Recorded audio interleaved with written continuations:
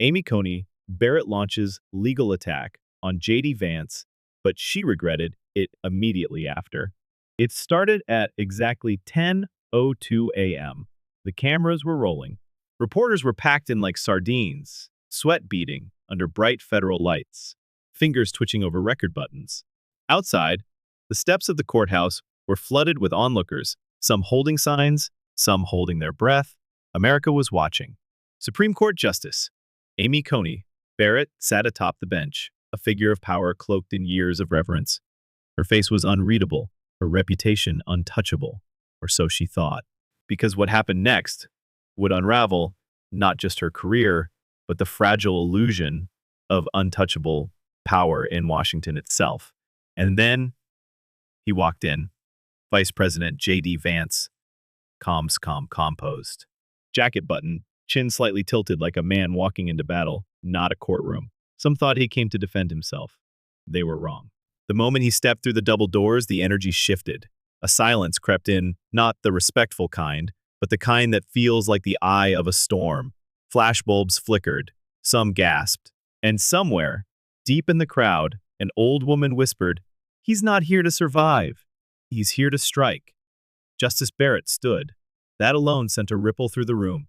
Justices don't rise for defendants, not even vice presidents. Her voice, usually poised, trembled. "This court is in possession of evidence suggesting you withheld classified intelligence from this chamber," she declared. The room went still.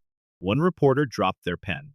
Another audibly whispered, "Is this real?" JD Vance didn't flinch. He didn't blink. He simply folded his hands, lowered his head, and waited.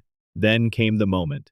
He reached slowly into his coat pocket and pulled out an object that seemed painfully out of place in a federal courtroom, a folded, yellowed letter. The kind of letter you don't write unless you believe no one will ever read it. The kind of letter written in grief or desperation. "This," Vance said quietly, "was written by a mother who died thinking justice had forgotten her." The judge's brows furrowed. Justice Barrett narrowed her eyes. She was from Southern Ohio. Her name was Lena Harris. Her son, Private Matthew Harris, died during a classified military operation that was publicly labeled a mission failure. But it wasn't a failure, Vance continued. It was a lie. The oxygen seemed to vanish from the room. Justice Barrett stiffened. She was told it was a tragic accident, he continued. She believed that until the day I showed her the redacted file. A file I wasn't supposed to receive. A file signed by your hand. Gasps erupted. Barrett went pale. Her lips parted, but no sound came. And Vance wasn't done. "I didn't keep that file to protect myself," he said, holding up the letter like scripture. "I kept it because a mother begged me before she died to find the truth. And now I have." The courtroom was a cathedral of silence, until someone, from the far back, whispered, "Oh my God." Barrett clutched the bench. "This is absurd. Military records are sealed for a reason." "You're twisting." But Vance stepped forward. "I'm not here to destroy anyone, Your Honor," he said, "but I won't stand by while a lie kills another family's right to grieve." He laid the letter on the bench gently, as if placing a rose on a grave. Then he opened a thin leather folder. Inside, a photograph. Grainy, distant, but clear. Justice Barrett, standing beside a private contractor, the same name listed in the suppressed documents. The same man who, as Vance revealed, received $3, $2 million in hush money from a fund authorized by Barrett herself. "Do you deny knowing him?" Vance asked. Barrett's mouth moved. No sound came. The jury stirred. Reporters clicked into overdrive. The air was electric. Then came the audio, a crisp, undeniable voice, Barrett's voice playing from a small speaker at the prosecution table. "If the mother pushes too hard, we'll release a statement saying her son violated protocol. That'll kill the story before it starts." Reporters gasped. One juror covered her mouth. Barrett's face drained of color. "Where did you get that?" she demanded, voice cracking. Vance didn't raise his voice. He didn't need to. "Your former assistant," he replied. Her conscience couldn't carry the weight anymore. And then silence. A kind of silence that doesn't just echo, it screams. "Your Honor," Vance continued, "you abused your power. You buried a truth. A mother died, praying someone would uncover. And now the world is watching." The judge overseeing the session A federal magistrate known for his rigid neutrality looked down at the letter, at the photograph, at the speaker still softly playing a loop of Barrett's words. "This court is recessed until 1 p.m., he announced, but nobody moved. Because in that moment, they weren't in a courtroom anymore. They were standing at the fault line between power and truth. Outside, the crowd was growing, not in anger, in reverence. Veterans in uniform stood beside mothers with tear-stained cheeks. Not one person shouted, not one held a sign. They simply stood silent, unblinking, eyes on the courthouse. Inside, JD Vance stood still, a man with nothing left to prove and everything left to protect. He didn't come to dodge a charge. He came to keep a promise. And for the first time in a long time, America believed again. He came to keep a promise. And when the courtroom doors closed behind him, that promise didn't fade, it deepened. The judge had recessed the hearing, but no one in the gallery moved. People sat frozen in their seats, stunned by what they had just witnessed. The audio clip of Justice Barrett cold, calculated, undeniable, still echoed in their ears. Reporters weren't tweeting, they were shaking. One even whispered, "We're not covering a trial. We're witnessing history." And in the hallway outside, a single phrase kept repeating like a drumbeat. He brought the truth. At 1:02 p.m., the doors reopened. But this time, the energy was different. No longer was JD Vance a man walking in to defend himself. He was a man who had just cracked the facade of one of the highest judicial authorities in America, and he wasn't done. Justice Barrett returned to the bench. She didn't meet anyone's eyes. And then, the second blow landed. Vance stepped forward, calm as ever. In his hand, another file, this one stamped with an official seal, top secret, declassified by executive order. The judge looked up, confused. Where did this come from? From the National Archives? Vance answered. Unsealed this morning by President Trump at my request, under the Fallen Soldier Transparency Act. A ripple ran through the gallery. The air shifted. This wasn't just another document. This was receipts, inside the file, transcripts, internal memos, wire transfer logs. A direct trail connecting Justice Barrett to the contractor seen in the photo. Money moved. Orders changed. Oversight skipped. And at the center of it all, one name. Private Matthew Harris. The judge flipped through the contents, each page more damning than the last. Then he paused. A handwritten memo. No redactions, no seals. Just ink. It read, Operation Hollow River, confirmed equipment failure. Proceed anyway. Signature, A.C. Barrett. Barrett looked like she had been punched. Her hands clutched the edge of the bench. She didn't speak, but J.D. did. This was the operation that killed Matthew Harris, he said. And the equipment used had been flagged for malfunction months earlier. He let that sink in. He died not because of enemy fire. He died because someone in this room decided a promotion was worth more than a soldier's life. Barrett stood up. This is political warfare, she snapped. You're spinning conspiracy theories and packaging them as justice. But Vance didn't flinch. No, ma'am, he replied, voice steady. This is accountability, the kind you've spent a career dodging. At that moment, the courtroom doors creaked open again. Heads turned, cameras rolled. A woman, small, elderly, and wrapped in a bright red coat, stepped forward. Her silver hair was pinned back tightly. Her cane tapped with every step. This, J.D. said softly, is Eleanor Harris, Matthew's grandmother. Gasps echoed across the gallery. Eleanor took her place in the witness box. She didn't speak like a victim. She spoke like someone who had waited her whole life to be heard. My daughter died last year of heartbreak, she said. And I came here today because I refuse to let my grandson be forgotten like she was. She turned her eyes on Barrett, not with hatred, but with something heavier. You signed away his life, then buried the truth so deep, even God had to wait. Barrett looked down. For the first time since the trial began, her voice was gone.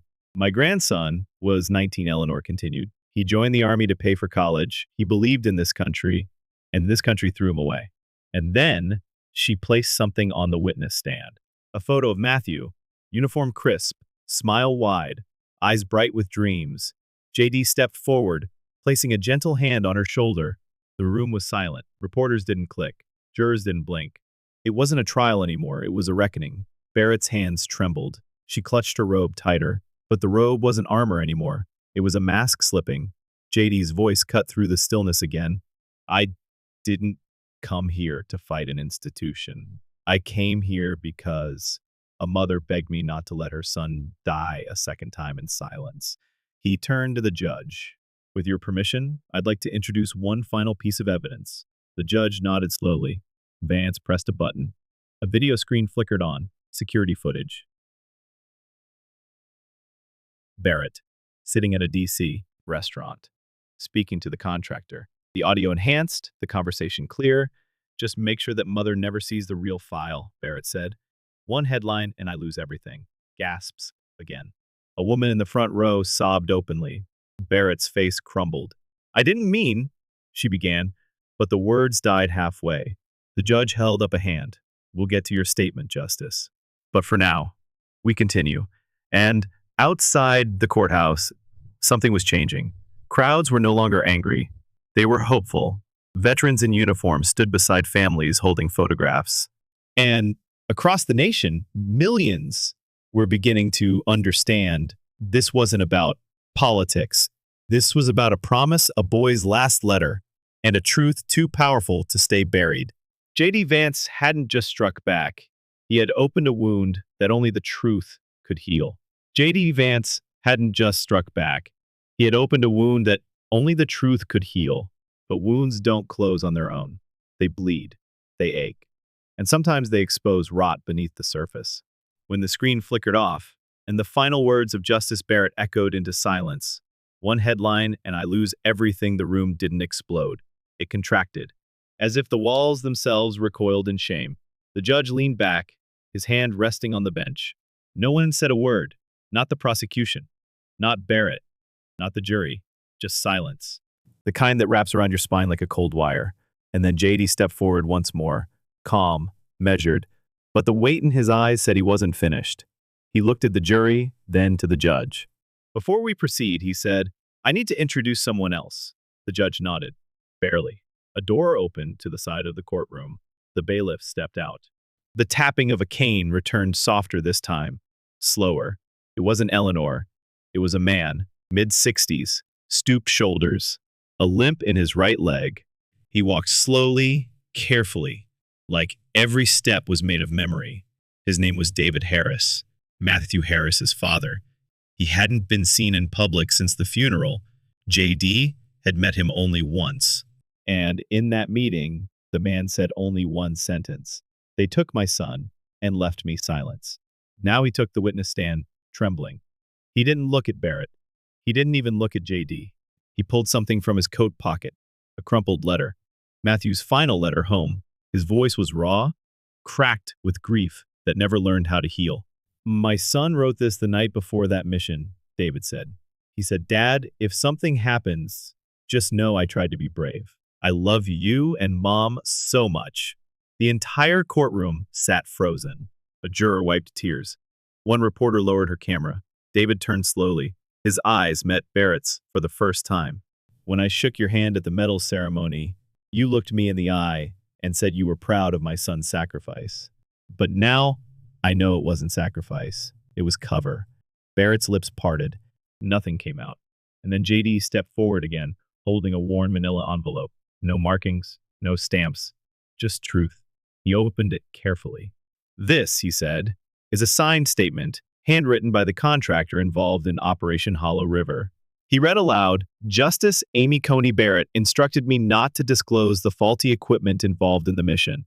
She said it would destroy her confirmation chances. I was paid not to speak. But I can't live with that anymore. A ripple, a sharp inhale across the gallery, a sob from the second row. The judge adjusted his glasses. Mr. Vance. Is this statement verified? JD nodded. The contractor is in federal protection. His statement was notarized 2 days ago. The handwriting matched. The ink was dated. There's no doubt. He laid the statement beside the previous memo, side by damning side. But even then, it wasn't over. JD turned again to the courtroom. This time, not for documents, but for people. I know this story sounds impossible, he said. I know some of you might still think it's political, that I'm just here to win points. But I'm not. He walked slowly toward the evidence table. I'm here because one soldier asked a nurse, Did my mom know I wasn't supposed to be there? He paused. And that nurse is here today. The gallery gasped. A woman stepped forward, modest, early 50s, hair tied back, nervous. Her hands shook as she reached the stand. My name is Susan Whitaker, she said softly.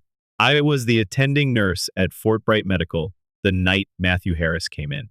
Barrett stiffened. Susan continued. He wasn't killed instantly, she said. He lived. 27 minutes. He kept repeating the same thing. Did my mom know I wasn't supposed to be there? She took a breath, struggled, fought tears. I didn't understand what he meant until I overheard a conversation between two officers. They said someone high up had changed the roster, replaced a name. The judge leaned forward. Do you know whose name? Susan nodded slowly.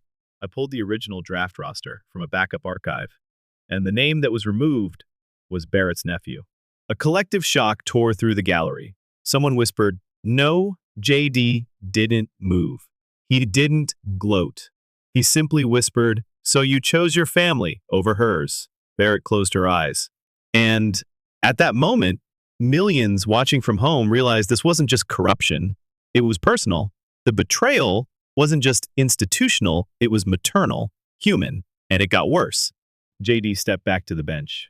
This is something I haven't read out loud until today, he said, voice low. He unfolded a letter, shaky handwriting, faded ink. A letter from Eleanor Harris, written just before she passed. To America, JD read, You don't know me, but you know people like me. People who trust this country with our most precious gift, our children. He paused, his voice cracked. My grandson believed in this country, but the country didn't protect him. They used him, then forgot him. Murmurs of tears in the crowd. If anyone finds this, please remember, truth is not revenge. It's healing. JD folded the letter, laid it next to Matthew's. This wasn't about exposure, he said. It was about closure. And then something changed in the air. Not panic, not politics, reverence. The judge stood slowly. From this point forward, he said, voice heavy, anyone who testifies in this courtroom will do so facing the chair. There, beside the witness stand, the bailiff brought it in. A plain, wooden chair, scuffed, old, familiar. Matthew Harris's kitchen chair, JD said. Given to me by his grandmother, she said. He never got the chance to sit in a courtroom and defend himself, so give him his seat. And they did. From that moment on, every witness turned slightly toward the chair, toward the memory, toward the truth. Barrett? She couldn't look at it. Every time her eyes met the wood, she blinked away tears. And JD Vance? He stood beside that chair, no longer the defendant. He had become the voice for the voiceless.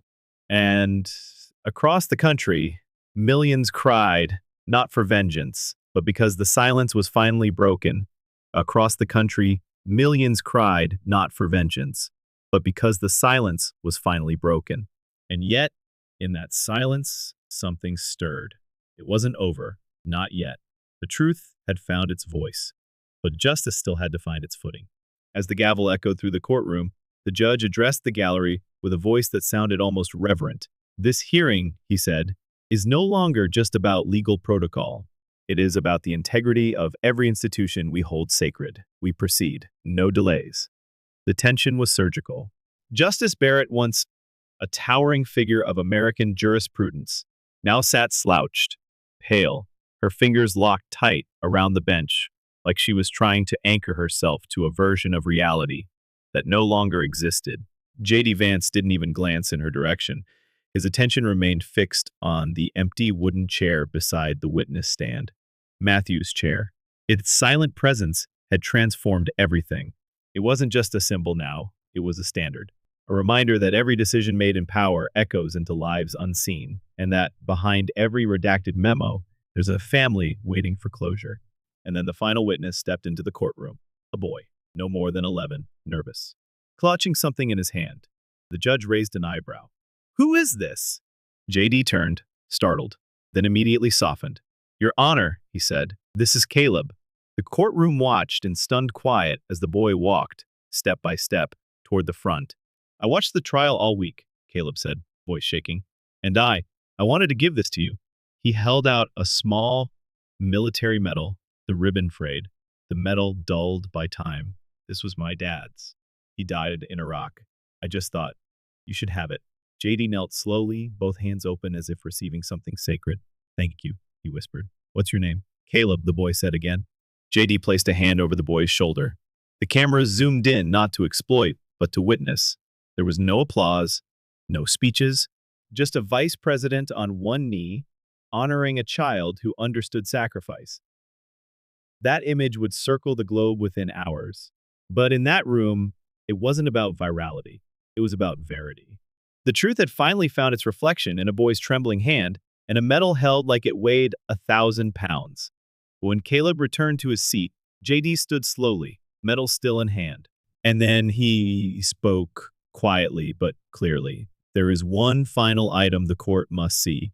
He walked back to the center of the room, reached into his briefcase, pulled out a thin, worn letter, no seal, no stamp, just gravity in paper form. This, he said, was recovered from the contractor's personal effects before he entered protection. A confession. A full account. He names Justice Barrett directly again, not only for altering the equipment report, but for changing the mission roster. The judge leaned in. Read it. JD unfolded the letter and began. I was ordered by Justice Amy Coney Barrett to remove the name of her nephew from the final deployment list. She stated, and I quote, "He isn't ready for this mission. Swap him quietly. No one will question it." I objected. She told me I didn't understand the political stakes. Days later, Matthew Harris was dead. The gallery erupted. Barrett stood abruptly, her face red, eyes wide, hands shaking uncontrollably. I didn't know it would be him. I didn't mean for him to die, she cried. The judge banged the gavel once. Hard. Silence in the court. Barrett's voice broke. I thought I could fix it later. Cover the trail. But it snowballed. There was too much at stake. My confirmation, everything. JD didn't respond with anger. He just looked at her, looked at the chair, and whispered, "You didn't just sign away a life. You replaced it." Barrett collapsed back into her seat. She didn't argue. She didn't resist. She just wept. Not for herself, but maybe for the first time for him. The judge turned to the jury. You've heard the testimony. You've seen the evidence. Do you require time to deliberate? The foreman stood. A woman in her early 60s. Military pin on her lapel. Her voice was calm but thick with emotion. No, Your Honor. We've reached a decision. The courtroom leaned in as if the walls themselves were listening. We find that Justice Amy Coney Barrett's actions, while not criminal under current federal statute, represent an egregious violation of moral and political ethics. We recommend immediate resignation and a full congressional inquiry into all prior case conduct. Barrett didn't speak. She simply nodded. I understand. And then something unexpected happened. The foreman turned to JD Vance and to you, Mr. Vice President. This jury has nothing to rule, but we have everything to say. She looked him in the eye. Thank you. The courtroom rose not with a roar, but in quiet reverence. People stood, not clapping, but solemn like standing at a funeral or in church. Not for JD, but for Matthew. JD didn't smile. He looked at the chair, at the letter in his hand, at the medal in his pocket. And then he turned to the cameras. This was never about winning, he said. This is about keeping a promise to a soldier, to his mother, to a country that needed to remember the cost of silence. Outside, a crowd had gathered not in protest, but in unity. Candles flickered. Veterans held flags. Families held photos. Signs read, "Truth over power. Justice for Matthew." Thank you, JD. And that night, just as the sun set over Washington, a sealed envelope was delivered to Capitol Hill. Inside, a letter. To the people of the United States, I resign my position as Associate Justice of the Supreme Court. Effective immediately. Amy Coney Barrett. It hit every news network within minutes. Social media didn't trend in anger. It trended in grief, in healing.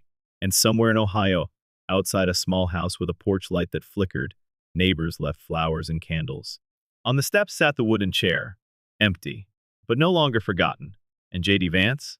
He returned home, medal in hand, eyes tired, voice quiet. He didn't celebrate. He just whispered what he always meant to say. We didn't win today. We just made it right. We didn't win today. We just made it right. That's what JD Vance whispered that night, long after the cameras turned off, after the press packed up, and after Washington returned to its usual blur of headlines and damage control. But this time, something was different, because what had happened in that courtroom didn't fade into a forgettable news cycle. It stayed. It etched itself into something deeper, the conscience of a country that had almost forgotten how to feel. The following morning, a quiet mist hung over the National Mall. American flags barely stirred in the breeze, and the marble columns of the Lincoln Memorial loomed in stillness. There was no parade, no red carpet, just a wooden podium, flanked by two silent honor guards, and a photo placed gently on the lectern. Matthew Harris, smiling in uniform, his future frozen in time. JD Vance stepped forward, slowly, the weight of the past 7 days visible in his stride. His voice, when it came, was steady but raw. 6 days ago, I walked into a federal courtroom to answer an accusation, but what I uncovered wasn't about me, it was about us. He paused.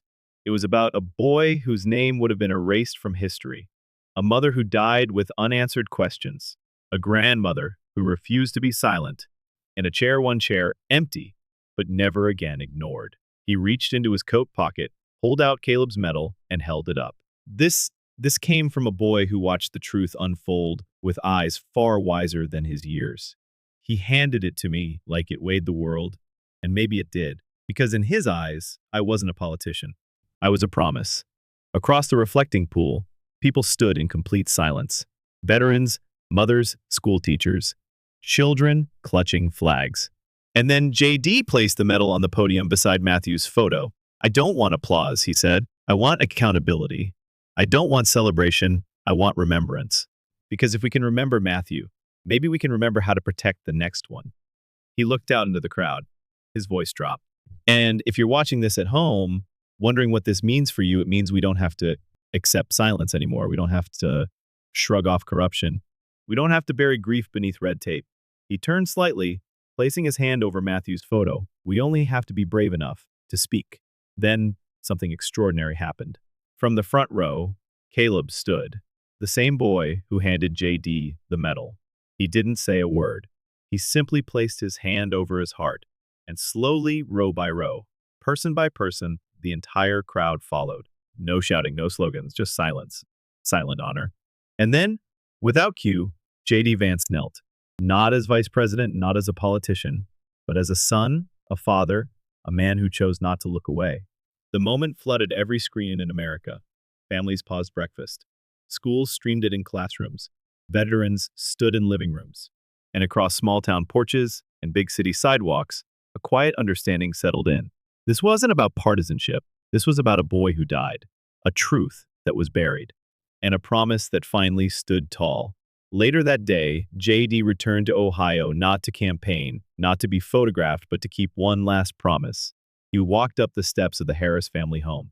The porch light still flickered, just like it did when Eleanor first called him months ago. In his hands was a small oak box. Inside, Caleb's medal. He placed it gently on the Harris fireplace mantel, beside a folded American flag and a faded picture of Matthew. This belongs here, JD whispered, with the people who reminded this nation what honor really means. David Harris stood beside him, silent tears streaming down his face. I used to think silence was the only way to survive, David said. Now I know truth is the only way to live. Outside, neighbors gathered. Candles lit up the block, porches glowing like stars. Nobody was told to show up. They just did, because grief, when honored, becomes unity. And then came the moment that no one expected, but everyone felt coming. JD's return to Washington. Marine 2 landed quietly on the south lawn of the White House. No red carpet, no press swarm. Just one man waiting at the bottom of the steps. President Donald J. Trump. He extended his hand. JD took it. But the president didn't stop there. He pulled him into an embrace. You did what no one else could, Trump said, voice quieter than usual. You didn't just protect the truth. You reminded us what it sounds like. JD didn't say anything for a long time, and then he reached into his pocket and showed Trump the last letter Matthew ever wrote, creased, smudged, but still legible. I kept my promise, JD said. Trump nodded, and together they walked inside. But the country outside was already shifting. Hours later, a bipartisan congressional vote passed something called the Harris Act, a law mandating full mission transparency for all fallen service members. No more sealed files. No more anonymous failures. Just truth. No one argued. No one filibustered. It passed unanimously. And then, something even quieter happened. At Arlington National Cemetery, a new memorial was approved. No statue. No granite monument. Just a glass-encased flame beside a single bronze plaque. 12 words engraved, to the soldier whose truth was buried until one man spoke it. That flame was lit by JD Vance himself, standing beside David Harris, with Caleb at his side and Susan Whitaker, the nurse, just behind them. No speeches, no broadcast, just taps playing softly in the distance. And one final act. JD stepped forward. He pulled Matthew's letter from his coat, the one he read in court, the one that started it all, and placed it beneath the flame. I kept my promise, he said again. Not to the cameras, not to the nation, to Matthew. And for the first time since this story began, JD Vance wept. Not for politics, not for performance, but because the mission was complete, not to win, to make it right. On the seventh day, JD returned home. No aides, no entourage, just the quiet creak of the front door and the sudden burst of two children running into his arms. His youngest held up a crayon sign. "Welcome home, Daddy. We're proud of you." He dropped to his knees, holding them tight, and whispered through a tear-streaked smile, "I just wanted to make the world safer for you." That night, JD wrote one final letter, not to a court, not to the press, but in his own journal. Let this story not end with me. Let it begin with every child who watches, every family who listens, every citizen who believes that telling the truth, no matter the cost, is how nations rise. I stood in that courtroom to defend myself. I left it defending something much greater. And with that, he closed the book. But the story never really ended. Because somewhere, a mother tucked her child into bed with more hope. A veteran finally slept without nightmares. And a forgotten soldier, once buried beneath protocol and paperwork, was remembered by a nation that had almost moved on too fast, until someone chose to speak.